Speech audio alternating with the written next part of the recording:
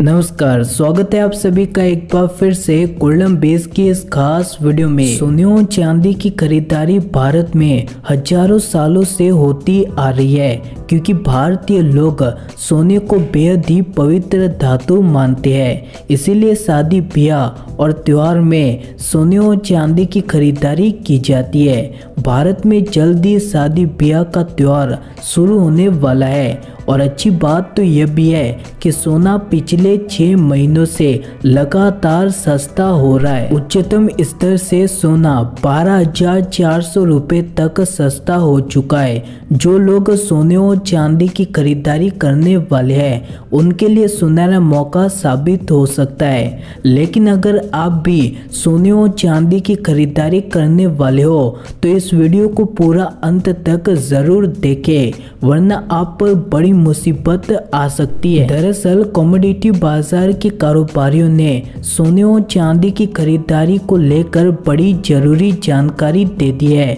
जानेंगे पूरी खबर के बारे में, लेकिन इससे पहले आप सभी से प्यारा सा छोटा सा निवेदन है कि अभी तक आपने गोल्डन बेस को सब्सक्राइब नहीं किया तो तुरंत ही कर दे, क्योंकि दोस्तों आपका प्यारा सा लाइक और सब्सक्राइब भी हमारी मेहनत का फल होता है, ताकि हम आप तक रोजाना सोने और चांदी के भाव पहुंचा सके। चलिए तो बात करें सोने और चांदी की, तो भारत में सोने और चांदी की ज्वेलरी बड़ी भारी मात्रा में खरीदी जाती है, लेकिन खरीदारी करते समय कुछ बातों का ध्यान में रखना बहुत ही जरूरी होता है।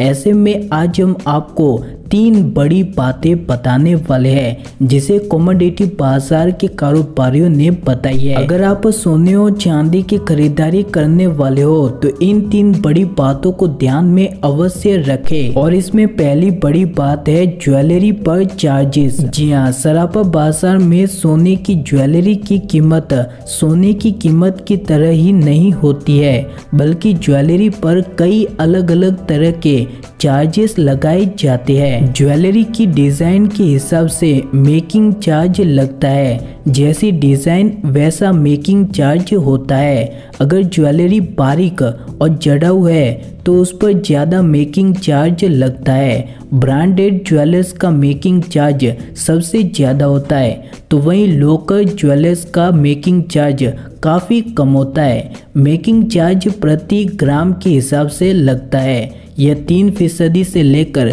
25% तक हो सकता है। सोने की ज्वेलरी खरीदारी करते समय आप सभी को ध्यान में रखना होगा कि आपकी ज्वेलरी पर कितना चार्जेस लगाया गया है। चलिए तो दूसरी बड़ी जरूरी बात है हॉलमार्किंग। जी हाँ, अगर आप भी सोने की ज्वेलरी खरीदने जा रहे हो तो आप सभी लोग हॉलमार्किंग वाली ज्वेलरी ही खरीदें, क्योंकि भारत सरकार ने 1 जून 2021 से पूरे भारत में हॉलमार्किंग को अनिवार्य कर दिया है। इसके बाद कोई भी सुनार बिना हॉलमार्किंग की ज्वेलरी नहीं बेच सकता।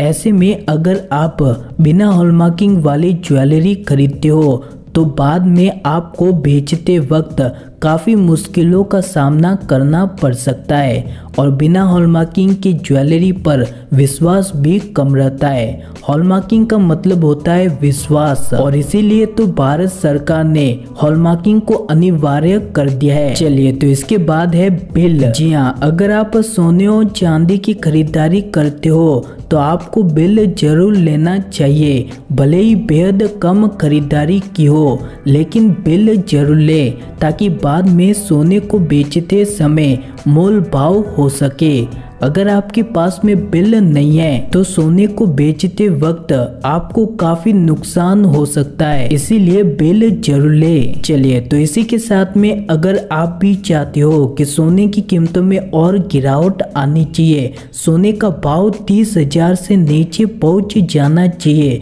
तो नीचे कमेंट करके जरूर बताएं।